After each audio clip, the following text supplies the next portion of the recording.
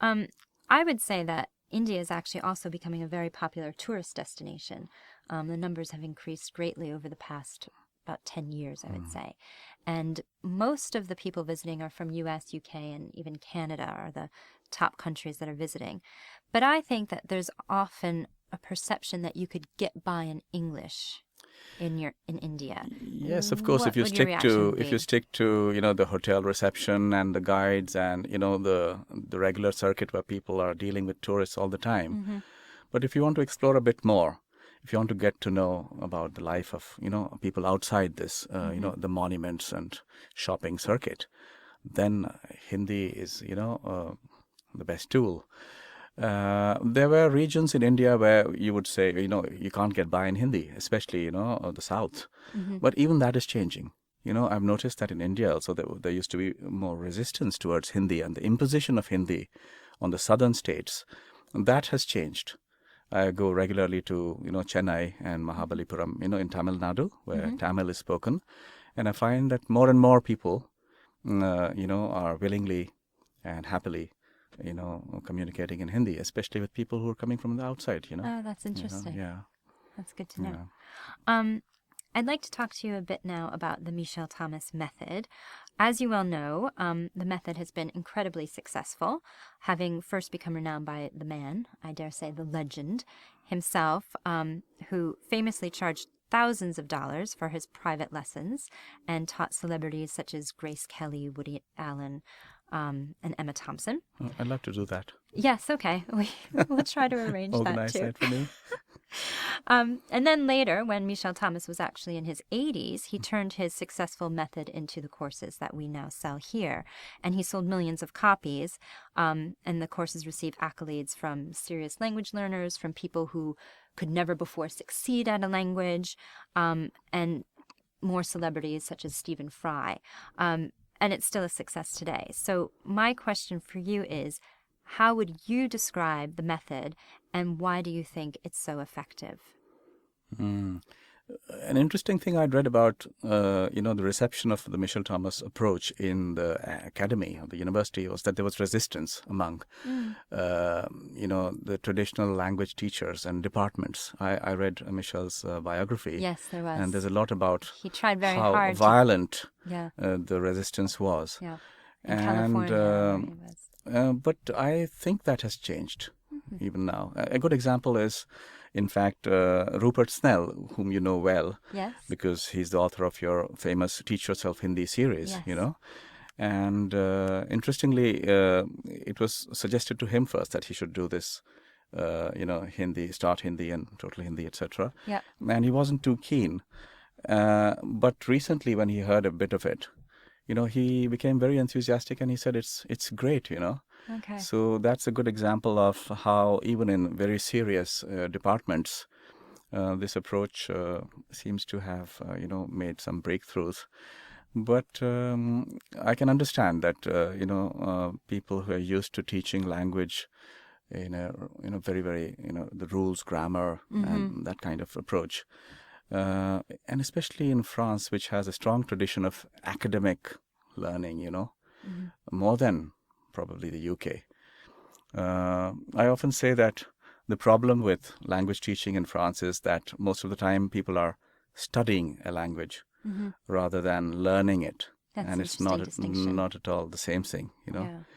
Imagine if you wanted to learn how to ride a bicycle and you got to the bicycle class and you had a teacher explaining on the blackboard, all about the bicycle and, center of gravity and the physics and the momentum and all that. So that has little to do with learning how to ride the bicycle, So I often give this example, That's a really the good bicycle, the dance class, or, swimming. And if you have to learn that, you don't study it. You just get on with it. And that's, I guess, part of the method is that you immediately start speaking the language. Yes, exactly. That's what is great about the Michel Thomas method. You just get down to it immediately, bit by bit, like a good swimming class, in the shallow end, and bit by bit. Okay. That's the best way. So do you use the Michel Thomas method in your classroom teaching?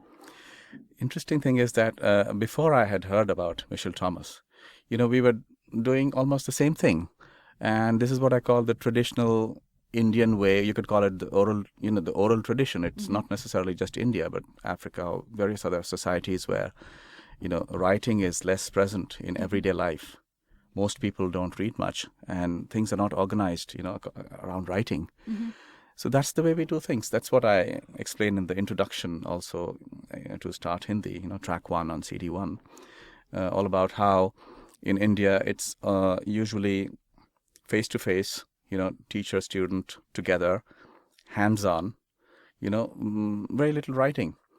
Cooking class, cooking, when you're learning to cook, with mommy or whoever in the kitchen, you just, look at what's going on and you do it immediately. Yeah. A yoga class, a classical Indian music class.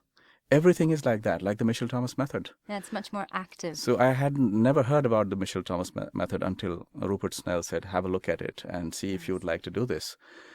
And when I heard some of the samples, I was delighted. I said, finally somebody who's, doing it as it should be done, bit by bit, and, putting the bits together.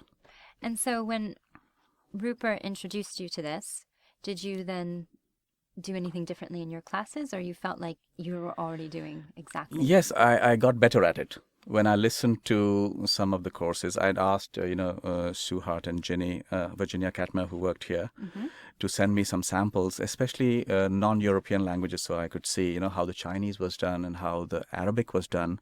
And secretly, I was interested in learning a bit of all that. So, in fact, these two, Chinese and Arabic, it's not Michel teaching.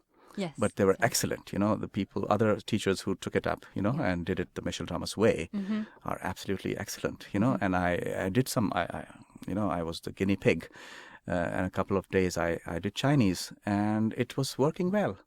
I was absolutely delighted, And I honed my own, approach.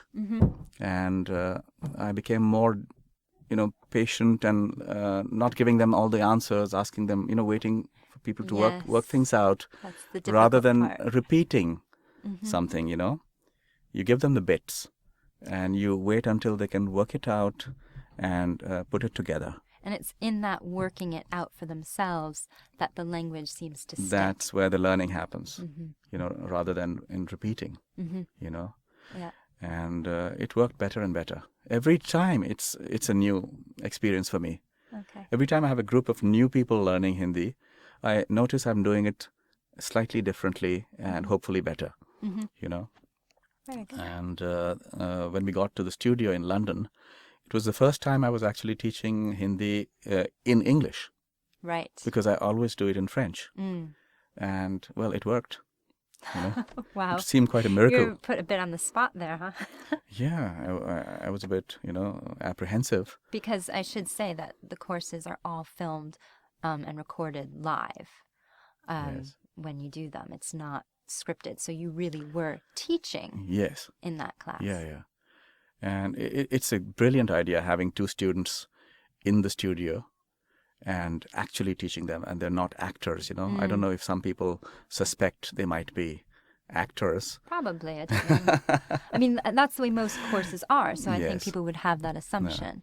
No. And every time they make a good mistake, a useful mistake, it's so useful for the home student, Yeah, it's a teaching We call them the opportunity. studio students and the home student.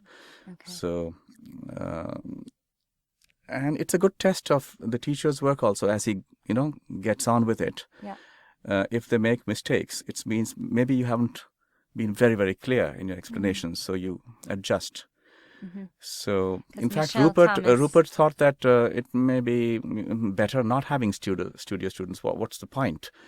But it's clear as you do it Yeah. that it's extremely useful. Well, it's interesting that you say that, because Michel Thomas always said there's no such thing as a bad student, only a bad teacher. And so in doing that, you have to reflect on your own teaching and modify for the student. Of So course, yeah. that's amazing.